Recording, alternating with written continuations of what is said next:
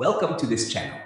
Mau belajar bahasa Indonesia atau bahasa Inggris dengan cara yang seru, santai, dan mudah dipahami? You're in the right place. Belajar kosakata dan ekspresi sehari-hari. Learn daily vocabulary and expressions. Dengarkan contoh situasi nyata. Listen to real-life examples. Subscribe sekarang dan nyalakan notifikasi. Let's learn together and have fun. Welcome to the deep dive.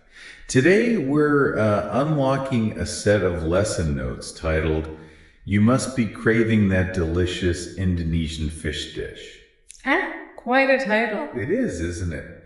And it sounds simple, but, well, it actually hides some really profound insights.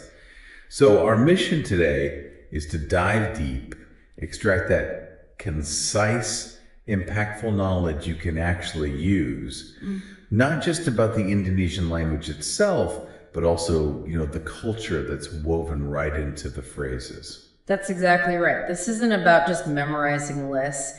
Think of this deep dive more as a practical window. Okay. Like a direct line into everyday Indonesian conversation, the grammar structures that really help you communicate effectively, and even some quite delightful cultural stories. Yeah. It's especially valuable, I think, for anyone starting out with Indonesian, or really anyone curious about how language and culture mesh together. Okay, let's jump right in then. Let's look at a very, real-world scenario from the notes. It starts with this dialogue between two people, Pak Joko and Andi. And you need to picture this. Andi is picking up Pak Joko, who's just finished a journey. Get this, over 24 hours long. Wow.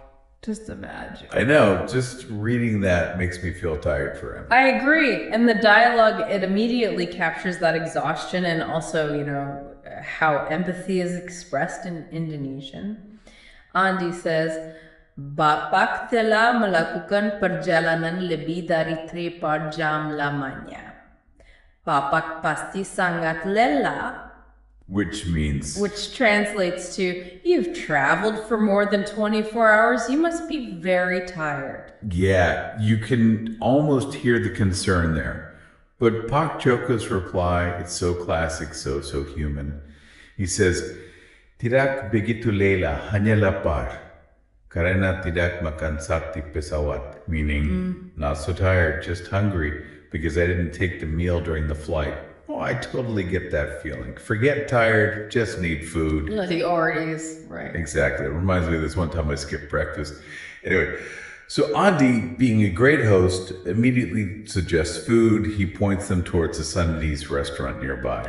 Sundanese. Good choice. And he even mentions they serve lalapan segar and ikan bakar, which are fresh vegetables and grilled fish. Delicious. Sounds it.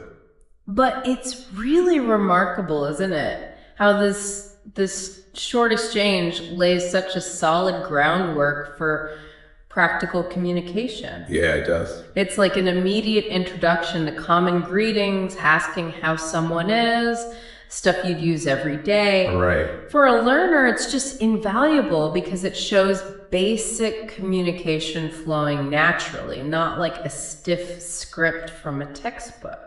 Good point. And it sets up the vocabulary and the grammar points that come later just perfectly. That dialogue really is like a little treasure trove then. Yeah. Because straight from those simple lines, we can pull out some absolutely essential words for daily life. Definitely. The notes spotlight words like makanan for food. Yep. Pasti for must. Cigar for fresh. Lelah for tired. The one Pak Joko felt or didn't feel. Right.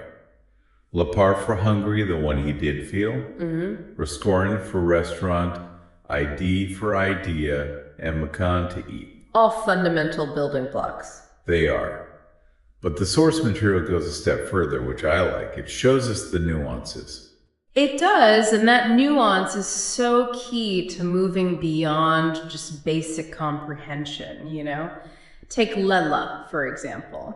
Right. While it generally means tired or maybe fatigued, the notes introduce its synonym, letih. Letih. How's that different? Well, letih implies something deeper, more like exhausted. There's a great example in the notes that clarifies this. Mudah lelah dan letih merupakan tanda kurang darah. Which means Easily getting tired and exhausted are the symptoms of anemia. See how they're used together there. It shows learners how to pick the right word for the right level of tiredness. More precision. okay, that is incredibly helpful, understanding those subtle shades. What about lapar? Pak Joko used that one himself. Yeah. Does it have similar nuances?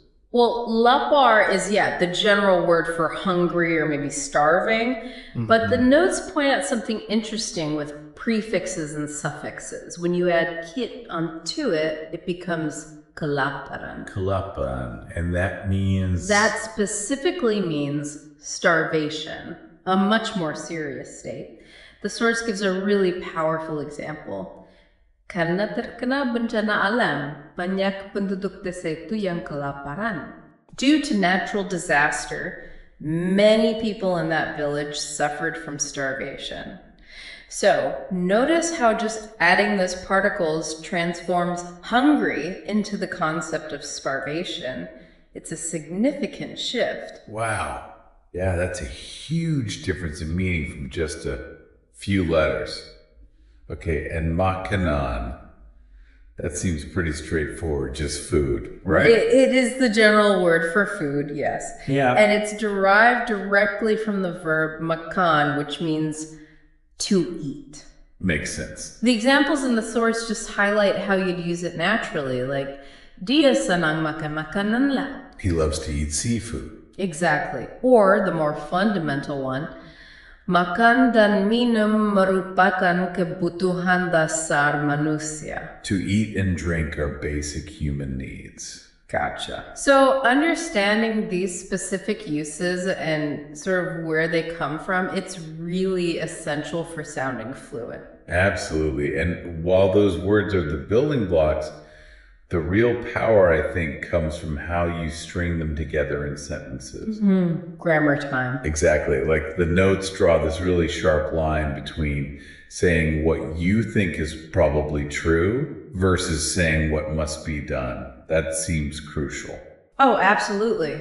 This section zeroes in on the difference between pasti, which translates to must be, when you're making an assumption, And deduction. versus harus, which means must or have to when you're talking about an obligation. Getting that right seems pretty important. It truly is. It's kind of a cornerstone for precise communication in Indonesian. Pasti acts like what linguists call a modal of deduction. Okay. You use it when you're expressing something you believe is almost certainly true based on, the evidence you have or some logical conclusion. Right. The structure itself is pretty simple. It's just subject plus pasti plus complement. And that complement can be a verb or an adjective. So pasti is that strong guess based on what you see or know. Like if I walk into a room and smell baking bread, could I use pasti to say someone must be baking? Yes, exactly. That's a perfect example, your bread deduction. The source gives some great illustrations too, like sesudah bekerja seharian, kamu pasti sudah lapar sekarang. After working all day, you must be hungry now. Makes sense. Or bekerja dengan komputer seharian, mata kamu pasti lelah. Working with a computer all day, your eyes must be tired. Another logical deduction. Exactly. It's an educated guess. Here's another good one. Lampu di rumah itu terus menyala, penghuninya pasti sedang pergi. The lights in that house keep turning on. The tenant must have been away. You're piecing it together. Right. Now, the pitfall for English speakers often lies in confusing it with obligation, because our word must covers both meanings, doesn't it? Yeah, it does. That's a good point. So pasti is like your strong, evidence-based guess. Okay, so how does harus fit in then? And how do we avoid that confusion? Well, harus is completely different in function. While pasti is about deduction, harus is all about obligation, or maybe giving strong advice what's necessary, what's required. Oh, okay. The structure looks similar, subject plus harus plus complement, but the meaning it conveys is clearly must or have to in the sense of necessity. Gotcha. So it's not about what you think is probably happening, but what needs to happen, or what someone is expected to do. Harus feels like it has more weight, like there's a consequence if you don't follow through, maybe. Exactly. It often implies necessity or requirement. The source gives some really clear examples for harus, like kamu harus belajar lebih keras agar dapat lulus ujian negara. You have to study harder in order to pass the national exam. That's clear advice or an obligation for a goal. Right. Or kamu harus menabung untuk bekal setelah pensiun. You have to save for your funding after retirement. Again, a necessity. And here's one I particularly like, just for its, general life wisdom. Kamu harus menjadi diri sendiri, jangan berusaha menyurat hazak orang lain. You have to be yourself. Do not try to imitate others. That's great advice, actually, not just a grammar point. Isn't it? It shows how practical these lessons can be. Yeah. And the notes even include this helpful little summary table to really hammer home the difference, which I think is brilliant for learners. Super useful. On one side, for deduction, you've got subject plus pasti plus complement, like the example, dia pasti sedang di luar rumah. He must have been out. A guess based on maybe not seeing his car or something. Right. Or, meraih jelar sebelum usia 20. Orang itu pasti pintar. Achieving 2 degrees before 20, the man must be a genius. Pure deduction there, based on impressive evidence. Exactly. And then on the other side, for obligation, it's subject plus harus plus complement. Like, untuk tetap fit, kamu harus berolahraga secara teratur. To keep being fit, you have to exercise regularly. That's a requirement for the result. Or, anak itu harus diasuh oleh orang tuanya. The kid must be taken care of by his parents. A clear obligation. Mastering this difference, pasti versus harus, it just adds so much precision to your Indonesian. Yeah, I can see that. It lets you accurately express, certainty versus necessity. It's a real game changer for sounding clear and, frankly, more natural. Okay, so from the precision of grammar, we're going to shift gears now to something really delightful and honestly completely surprising to me. A cultural insight. Ah, yes, this part's lovely. Remember Andy's suggestion of lalapan cigar for Pacoco's meal? The fresh veggies? Mm-hmm. Well, the notes provide this charming cultural backstory about lalap. They describe it as a Sundanese edible raw vegetable salad.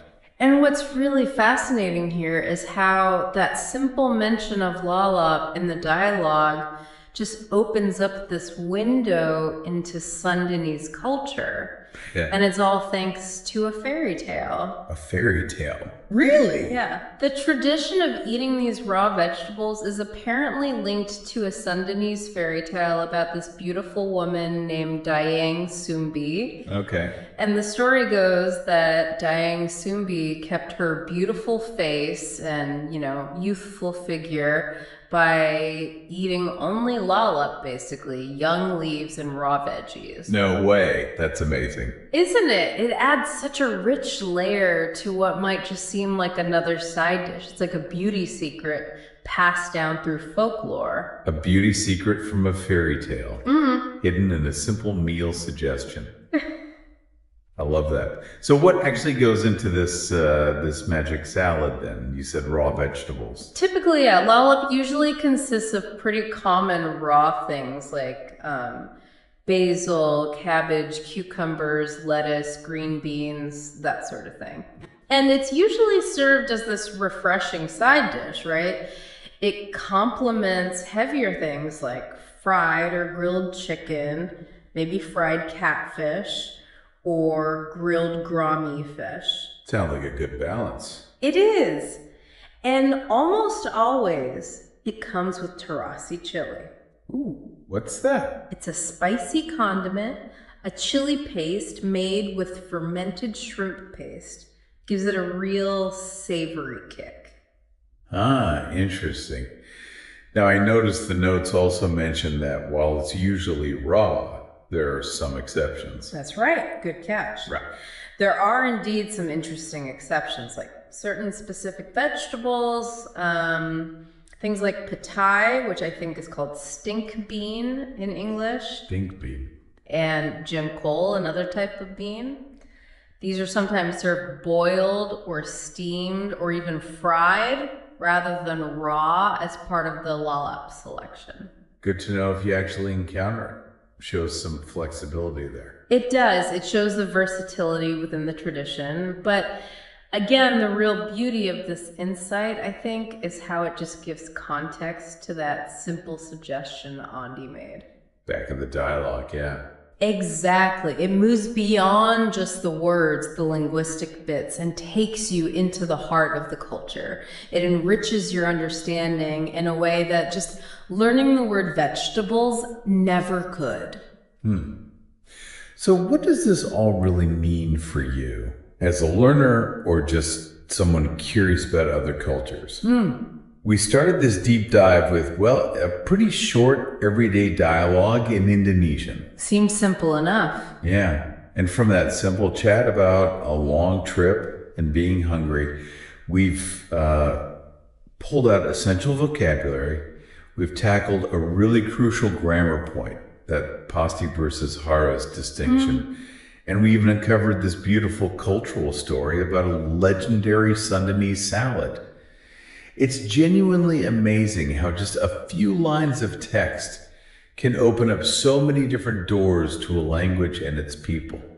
If we connect this to the bigger picture, I think it just underscores this idea that, true language learning, it goes way beyond just memorizing words or drilling grammar rules. It's about understanding the practical context where the language is actually used. And maybe more profoundly, it's about embracing the cultural stories, the traditions that give that language its richness, its meaning. Yeah. So when you learn to say, saya lapar, I'm hungry in Indonesian, you're not just saying words, you're potentially stepping into a world where food isn't just fuel, but maybe a link to old fairy tales and community tradition. That's perfectly put. So maybe something for you to think about as you go about your day.